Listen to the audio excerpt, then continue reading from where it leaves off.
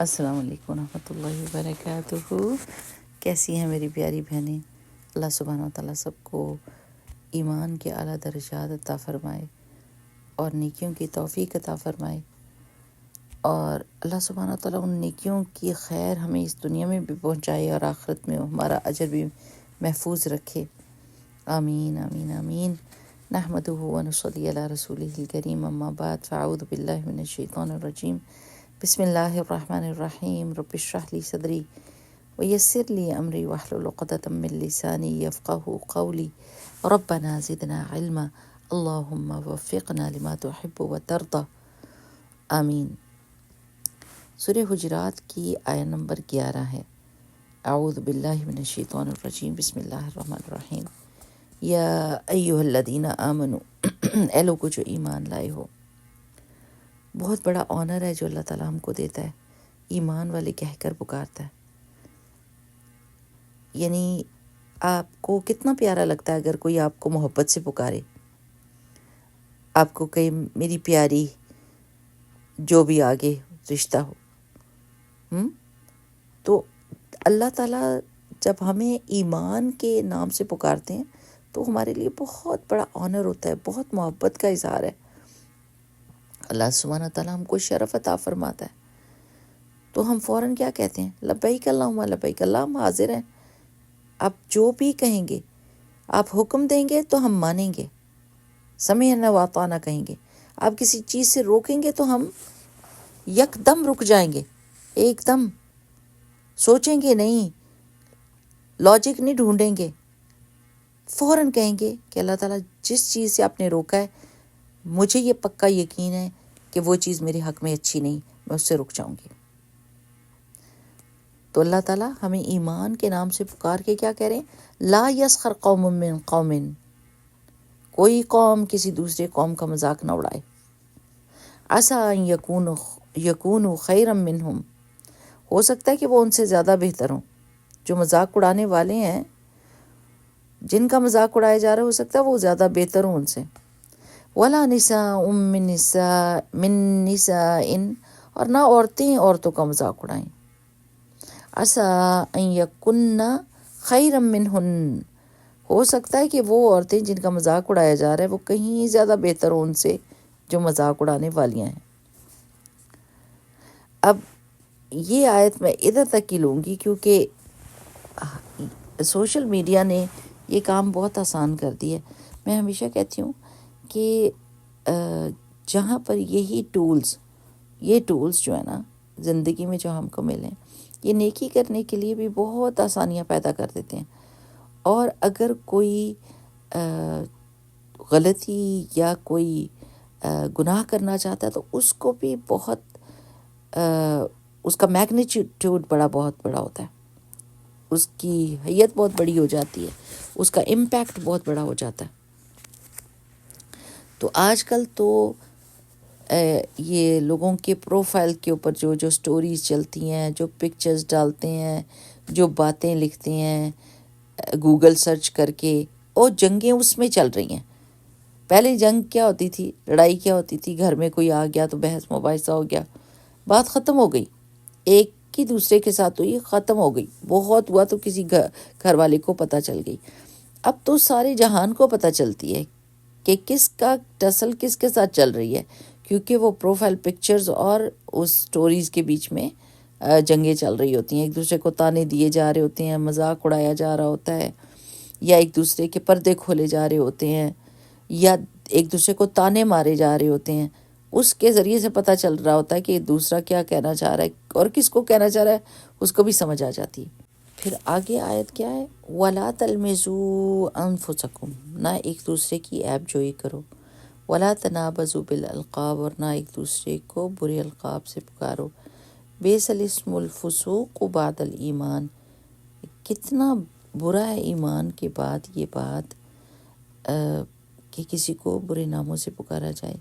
وَمَن لَّمْ يَتُبْ، اور تم میں سے جو کوئی توبہ نہیں کرے گا، فَأُولَٰئِکَ هُمُ الظَّالِمُونَ، تو وہی ظالم لوگ ہیں۔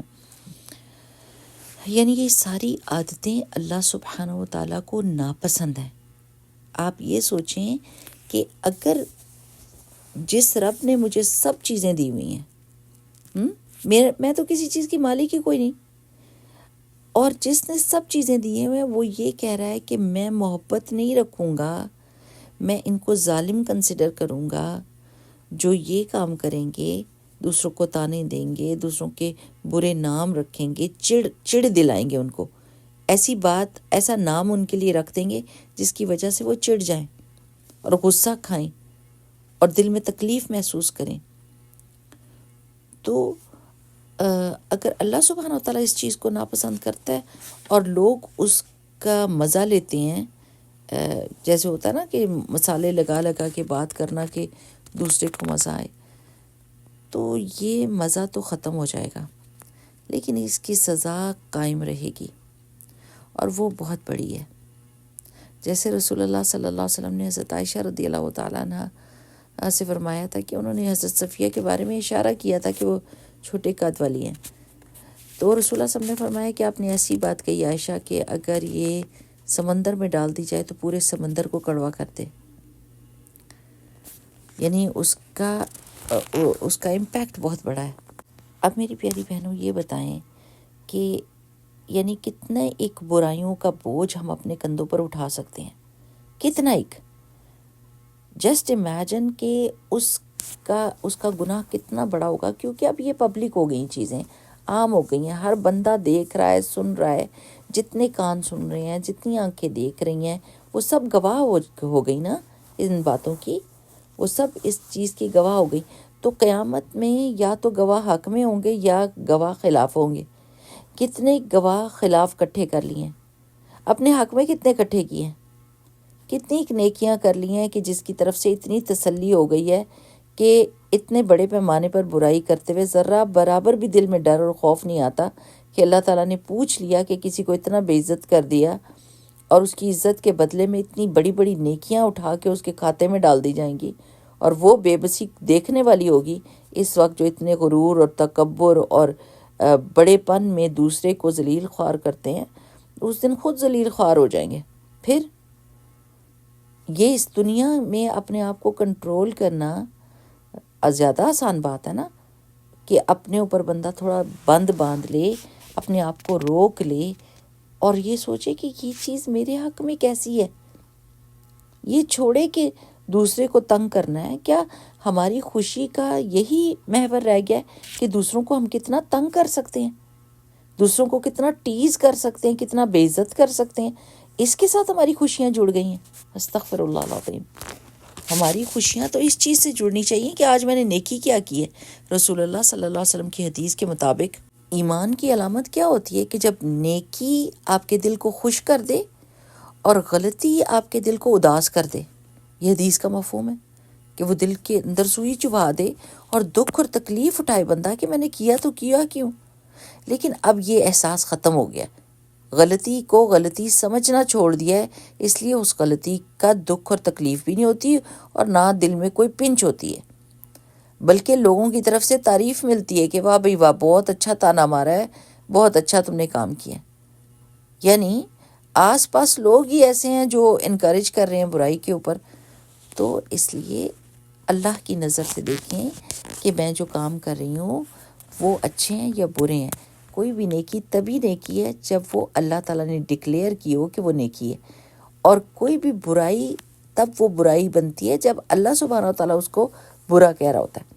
تو جب اللہ تعالیٰ نے کہہ دیا ہے، سورہ حجرات کھولیں، اس میں سے آیہ نمبر 11 پڑھ لیں اور اپنے آپ کو ایویلیویٹ کر لیں کہ میں کدھر کھڑی ہوں۔ اگر میں اللہ کے حکم ماننے والی ہوں تو آج اسی وقت میں توبہ کر لوں گی اور اپنی زبان کی حفاظت کروں گی، سبحان اللہ والحمد للہ ولا الہ الا اللہ واللہ اکبر کہنا، اور دوسروں کو ریمائنڈ کرانا اپنے پروفائل پکچر میں وہ لگا کے، اس سے زیادہ بہتر ہے کہ ایک بہت بڑے پیمانے پر گناہ کمایا جائے۔